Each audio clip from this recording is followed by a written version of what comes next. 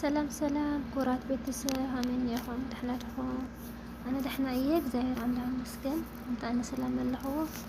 بزال لهم وسلام كتكونون ياخل لي جديد تسفاين تمنيتين يو لما عنتي حزالكم مزيد لهم أدو دما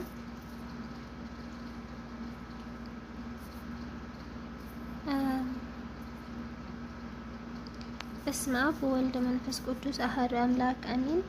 حصرت حقتات كريستيانوي هوات زل سنصحف حزا قريب الله هنا أحب لكم إياه لايك أتويهم حدش تفهموا دما سبسكرايب مزار بيتساب تكون فتحت لنا يمزل اسم أب وولد منفس قدوس أحد أملاك أمين سلام الزاهر أملاك مسكولاتنا حزب كريستياني هون الشنبار إذن حقتات أو حدا كريستيان أو هواتو كجورة زلوان حقتات إيان كل جزاء مس كريستوس كون انت دليخا كدلي كلخا زي كونه كمع أمخا تصلي بزي مقراص بدسبلين اتفصمو ناي صلوت سرعات يهليخا እግዚአብሔር መሐረና ክርስቶስ ትብል ጸሎት መዓልታዊ ደጋግማ እምራኻ ነፃ ክኸውን እንከሎ ምእንቲ ክትጽሊ በቃልካ ዘጽናዕኻዮ ሓፂር ጸሎት ይሃለኻ ክትጽሊ ከለኻ ስገድ ጽቡቕ ምግቢ ብዓቕኑ ብላዕ ናይ ቤተ ክርስቲያን ናይ ጾም ሕግታት ሓሉ መዓልታዊ ስቕታ تحلفوا لجزاء يهلوكا بحبو ناي جبرسن ناي سراح جبر كتصالي بسرعة القداسية تساتف بسرعة حتيات تنازز قدس قربان تقبل الزرب شخا حسابن سمعتن أي تقبل كنا كان مجمرتو أو قدام كل جزاء حسب كان سمعت كان حاد من سب أكفله مصحف قدوس بقصالي أنبب حلف إلكا صبقات مصحفتي أنبب مس قدسان حبرت فطر ترى سبكن مس كله تحتكن أو جزاء نصهنا أو جزاخا نصهنان سرعة حلو طعي تقدسنت يهليخا بسرعة أكلا منقصقاس قبر أو حد أوان حانت معلتي تخفال معلت ترايك نبر فتن live a day and a part of day at the time كل جزاء حق إن يخون بقدامنت مسجزار إسخا بون إشتنقرات كل جزاء منكن عيخا كله فتصمو بدحريو رسعيو نتي أزوي كبيدين تشجرك النجارات قدم جبرو نهلاو كنتات مكتو بكل نجر أمسكن كل جزاء حب سكن ترى حبؤن صعبهالن نشتين كن نبقى زار إسخات أمتا أي تسحب سبك زارب كله سمع نقحن أستبهالن كن بزعبا نقرات كافتي زقبو من العلي أي تزاربن أي تحسبن زرباخا نصر قلل صنوع وقتاون يخون حسابات محساب من مرمار من لسلاسن حدق نناي قطري حلمي زعينتو حسابات محسابن من مرمارن مسلسالن حدق نايك أثر حلمي زعينتو حساب سقاون زمتاون نقارات كاب مجمرتهم هدوم اللهم أي تمارر أي تقرمرم أي تعزمزم منينون أي تبل نقز أرسخا مسكالات أي توادا درة كاب كالات سبات دنقات يخون وداسي أي تتصبه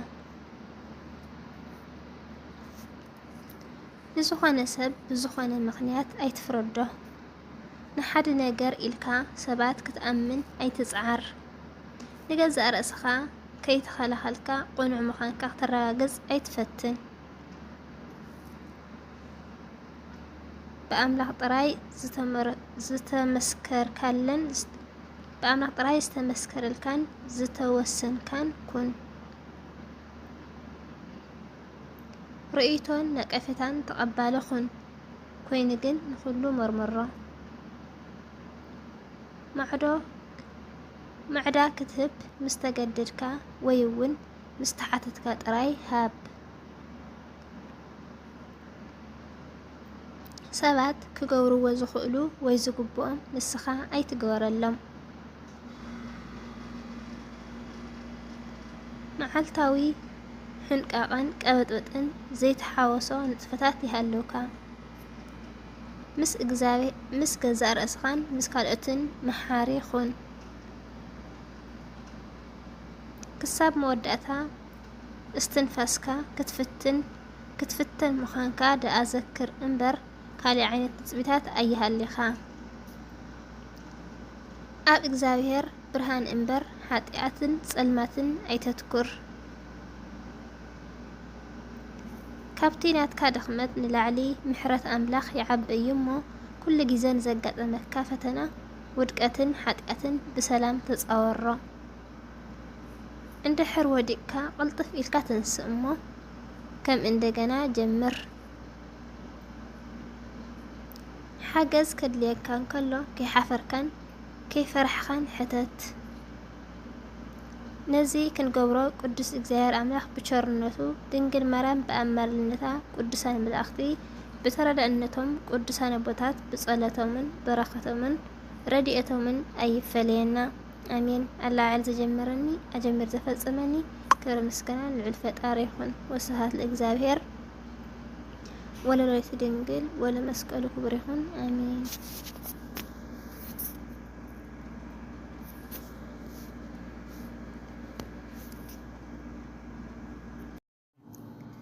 سلام نايس أجايتب channel تخاطلتي همين يخون دحنا دخون أنا دحنا أيه إجزاير أملاح مسكن كنت أنا سلام زله هو سلام كتكونوا نايخلي جزاتي منيتي إيو ያው ለማዓንቲ ድማ ለኣኻቱን ጠቅም እዩ ዝበልክዎ ንእሽተይ ጽሑፍ ሒዘ ቀሪበ ኣለኹ ንኣኸብለኩም እየ ያው ኣንኹም ንሻዕ ዝሰርሖ ቪድዮ ንሰብ ይጠቅም እየ ብዝብል እየና እስኪ ላይ ኮመንት ምግባር ርእይትኩም ጸሓፍለይ ማለት እዩ ዝተኻኸል ተሃልዩ ንኸስተኻኸል ማለት እዩ ዝቐፅል ትኾን ዘላ ክቐፅል ርእይትኩም ኣይፈለየኒ ክብለኩም ይደሊ ለማዓንቲ ሒዘየ ቀሪበ ኣለኹ ኣርእስቲ ድማ ኣብ ኩናት ህይወት እንከለኻ ኣብ ኣእምሮኻ زم زقبأك 19 نقطات ينبلو ያው ናእኹ ብለኩም ያን ከይወስድ ማለት እዩ ዝሓለፈ ክቕየር ከም ዘይኽእል ኣይትረስዑ ነቶም ዝፈልጥዎ ግና ሕሉፍ ንመጻኢ ናይ ገዛ ርእሱ ትምህርቲ ኣለዎ ካብ ሕሉፍ ታሪኽካ ተምሃር ፈጺምካ ኣይተማረር ምጉርምራም ንጽባሕካ ዝሐሸ ኣይገብረን እዩ ናይ ህዝቢ ርእይቶ መንነትካ ኣይገልጽን እዩ መንነትካ ኣብ ውሽጥኻ እዩ ዘሎ ጽቡቕ ግብሪ ብዛዕባ ካልኦት ረሲዕኻ ናይ ኩሉ ሰብ ናይ ህይወት መንገዲ ጉዕዞ ዝተፈላለየ እዩ ኩሉ ሰብ ጊዜ ኣለዎ ስለዚ ጊዜኡ በፂሑ ስለ ዘሎ ኣይተቐናእ መኪና ክትገዝእ እንከለኻ ኣነ ኣይትበል ጊዜኻ ምስ በፅሐ መኪና ወይ ነፋሬት ክትገዝእ ምንባር ኣድላይ እንተኾይኑ ደማ ከመይ ጌርካ ከም ትገዝእ ትፈልጥ ንዕኡ ገዲፍካ ኣብ ነፍስኻ ኣትኩር ዘለካ ይኣክል ጠንቂ ሓዘን ሰባት ኣይትኹን ጠንቂ ሓጎሶም እምበር ብሓጎስ ሰባት ትሕጉስኩን ኣብ ልዕሊ ሰባት ክፉእ ኣይትመነ ምስኦም ሕዘን ሰባት ክሓዝኑ እንከለዉ ኣይትተሓጎስ ሰብ እንትኾንካ ናይ ሰብ ነገራት ይሰማዓኻ እዚ ማለት ግን ክፉእ እናገበረካ ምስ ዝሕጎስ ሰባት ክትሕጎስ ኣለካ ማለት ኣይኮነን ሰባት እንዳ ጎድኡን እንዳ ቀተሉን ዝሕጎሱ ኣለዉ ምስ ተጎድአ ሰብኩን ተጠንቀቁ ግዜ ከይሰርሐልካ ኣብ ጊዜኡ ግን ስራሕ ግዜ ክፍውስን ክቕይርን ዘይከኣል ነገር የለን ንዓኻ እውን ክቕይረካ ግዜ ፍቐደሉ ጽቡቕ ነገራት ክወሃበካ ከሎ ወልፊ ይሃሊኻ ተሁበኻ ረኸብ እንታይ ዓይነት ተሁባ ኣለካ ክትክእልን ክትኣምኖን እንታይ ዓይነት ስራሕ ክትሰርሕ ትኽእል ተጠንቀቕ ዓርክኻ ኣይትጠምት ፍሉይ ዘበለ ክትከውን ኢኻ ዓለምና ኣብ ትምህርቲ ወይ ጥበብ ወይ ኣብ ዝተወሰኑ መዳያት ጥራይ ዝተመስረተት ኣይኮነትን ብዙሕ ዘደግፍ ነገራት ኣሎ ዋላ ቁሩብ እንተሃለወካ ተውበኻ ረኺብካ ኣዋፅኣዮ ምኹዓት ወይስ ብናር ምምሃር ድዩ ወይስ ምምካርን ምምዓድን ጽቡቕ ሽሩባ ሰሪሕ ምሻጥ ድዩ ቆርቆሮ ሰሪሕኻ መነባብሮ ምምራሕ ድዩ እንታይ እዩ በጃኹም ረኺብኩም አንብቡ በጃኹም ረኺብኩም ንምዕባል ጀምሩ እንታይ ይሕሸኒ ጊዜኻ ይውድእ ግደ ሓቂ ጊዜ ኣይኮነን ዝውዳእ ኩሉ ሰናይ ነገር ካብ ፈጣሪ ከም ዘይኮነ ኩሉ ሕማቕ ነገር ድማ ካብ ሰይጣን ከም ዘይኮነ ዘክር ፈጣሪ ንሕማቕ ናብ ጽቡቕ ንምቕያር ክእለት ኣለዎ ሰይጣን እውን ጽቡቕ ዝመስለካ ነገር ከዳልወልካ ይኽእል እዩ ከጥፍእካ ጽቡቕ ምሕሳብ ጽቡቕ ምዃንን ጽቡቕ ነገራት ንኸፈጽመካ ምምችው እዩ ክፍኣት ካባይ ይርሓቕ ንዓኻ ይኹን ንኻልኦት ዝጠቅም እምበር ጉድኣት ጥራይ እዩ ሰብ ዝዘርኦ ይዓጽድ ዝብል ኣባህላ ዘክር እትገብሮ ዘበለ ኣብ መወዳእታ ክሕዘካ እዩ ሕማቕ ነገር እንተገበርካ እቲ ዝገበርካዮ ክትምልስ ኢኻ ጽቡቕ እንተሰሪሕካ ድማ እቲ ዝገበርካዮ ክትምልስ ኢኻ ክፉእ ኣይትዛሪ ጽቡቕ ነገር ኣይትጸበእ ንርእስኻ ኣይተታልል ትፍ ዘይዘርአ ፍንጃል ኣይትጸበ ልክዕ ከምቲ ትፍ ዝዘርእ ሓረስታይ ትፍ የቅርታ ጣፍ ዘይዘርአ ፍጅል ኣይትጸበ ልክዕ ከምቲ ጣፍ ዝዘርአ ሓረስታይ ጣፍ ዝዓጽድ ንስኻ ድማ ካብቲ ዝዘርኣኻዮ ብዕጽፊ ክትዓጽድ ኢኻ ንነፍስኻ ጽቡቕ ኩን ጽቡቕ ድማ ሕሰብ ንገዛእ ርእስኻ ምሕሳብ ንርእስኻ ምሕሳብ ዘይኮነስ ምርዳእ እዩ ነፍሱ ዘየፍቅር ሰብ ንኻልኦት ኣየፍቅርን እዩ ንማንም ኣይትፍረድ ብፍጽም ናይ ምፍራድ ሓላፍነት የብልኻን ፍርዲ ናይ ፈጣሪ እዩ ክትፈርድ ምንቅብ ዘይብሉ ምዃን የድልየካ ኩሉ ፍጥረት ጉድለት ኣለዎ ፍጥረት ስለ ዝኾንካ ግድለት ክህልወካ ኣለዎ ዝሐሸ ሓሳብ እንተሓሲብካ ክህልወካ እንተኽኢልካ ምኽሪ እንተዘይኮይኑ ስቕ በል ሰናይ ዓርኪ ህያ ፈጣሪ ምዃኑ ኣይትረስዕ ስምዒት ዓርክኻ ክትመርሕ ፈትን እቲ ጽቡቕ ነገር ንገሮ ኣተባብዓዮ ጽቡቕ ኣይኮነን ኣይትበሎ ምኽንያቱ ሓጎስ እምበር ሓዘን ኣይትኹን ጠንቂ ዓወት እምበር ጠንቂ ውድቀት ኣይትኹን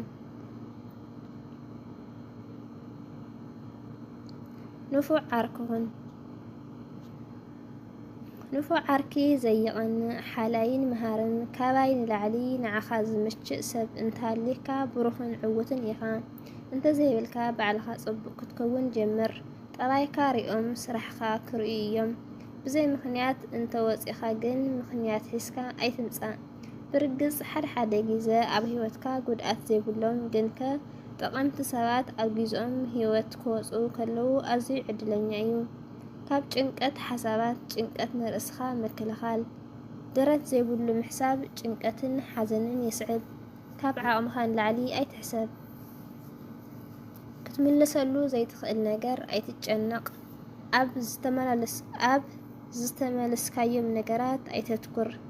ኣብ ግለ መልስታት ደጊምካ ከም ሕቶ ከም ዝመፁ ኣይትረስዕ ኣብ ዘይብልና ዘይኮነስ ኣብ ዘለና ነትኩር ሕያውነት ኣይፍልየካን እዩ ሕያውነት ሓደ ነገር ኣይከፍልን እዩ ብነፃ እዩ ዋላ ዋጋ ይኸፍል እዩ ኢልካ እንተሓሰብካ እቲ መልሲ ብዕጽፊ ከም ዝዓቢ ኣይትረስዕ ኩሉ ጊዜ ድማ ሕያውኽን ሕያዋይ ብምዃን ዝተጎድኡ ሰባት የለውን እንተኾነ ግን ዋላ እንተሃለዉ በረኸቱን ሰላሙን ካብ ጉድኣትን ላዕሊ ዋጋ ኣለዎ ሓጎስኩምን ሰላምኩምን ምሳኹም ይሓሉ ሓጎስካን ሰላምካን ኣብ ሓደ ሰብ ወይ ገለ ኣይትእቶ እቲ ሰብ ወይ ነገር ካባኻ ምስ ረሓቐ ወይ ምዝጠፍእ ሓጎስካ ምስኡ ክጠፍእ እዩ ሓጎስን ሰላምን ኣብ ውሽጥኻ እዩ ብናይ ገዛእ ርእስኻ ፍጥረት ሕጉስኩን በተወፋይነትካ ሕጉስኩን በቲ ዘለካ ንእሽተ ነገር ሕጉስኩን ፍቕሪ ረኸብ ንፍቕሪ እምበር ፍቕሪ ጊዜኡ نفقر انبر نفقر جيزة أيهالخا نسألئي نفرحي نغنئي بفقر زتوافر سب نسألئي جيزة يبلون جيزخا كاب رسحات حلوه عدمخا بزملكت دليت فطاري انت خوينو كاب حلف نلعلي أقصالي عدمك نبر إخا يتأكدس نجار بزحي زنبركاي عمتها زيكونسي يتزرأخايو سنين أو هيوتكا زغبركاي حياونتن إيو هيوتكا نمانم زيتأكم انت خوينو موتكا نمانم أيقودن زبل بهل ذكر زنبركايو زحصر عدم أون يأكل بهال هيوت ما تسلا أي فلتن سروحجن أي طفئن فطاري እግዚአብሔር ዝነበረ ሞይቱ ጥራይ ከምባል ይሐልውኩም ህይወትካ ንሰባት ዘይትጠቅም እንተኾይኑ ሞትካ ከይጎድኦም ይኽእል እዩ ምንባር ማለት ምጥቃምን ማለት እዩ ምጉርምራም ምስጋና ነቋርጾ በምጉርምራም ምስጋና ነቋርጽ ዝተሃበናን ዘለናየን ስለ ዝረሳዕና ዝጎደለና ዝብሉ ሕታት ስለ እንማልኢና ነመረር በተዘለዎ ዘመስግን ክውስኸል እዩ ምጉርምራም በረኸት የውለን ሰላምን ጥዕናን ምስናይ ሓሳብ ሰናይ ሕልና ኩሉ ግዜ ምሳኹም ይኹን ለውጢ ካብ ነብስኻ እዩ ዝጅመር ሕጂ ደማ ምቕያር ጀመር ምንጪ ካብ ፌስቡክ ኣላዓል ዝጀመረኒ ኣጀሚር ዘፈጸመኒ ክብረ መስገና ኢየሱስ ክርስቶስ ይኹን ያው ካብዘን ዘንበብኩወን ንኣኻቶም ንእሽተይ ትረፍትም ክትኮኑ ኢለ ተስፋ ይገብር ብጣዕሚ ደማ ደስ ልብል እዩ ደጋጊመ ኣንቢበየ እየ ያው ንኣየ ስለዝጠቐመኒ ክጠቕመኩም ብልብል እየ ናብዚ ምፅአዮ ያው ሓደሽቲ ዝኾንኩም ሳብስክራይብ ብምግባር ቤተሰብ ኩኑ ክብል ይደሊ ዝነበርኩም ድማ ርእይተኹም ማለት ካብ ዘግደልክዎ ካብ ዝተጋገኽዎ እንተሃሊኒ ኣብ ኮመንት ክደፍለይ ኩለኩም ይደሊ ያው ኣብዚ ወዲ ኣለኹ ባይ ባይ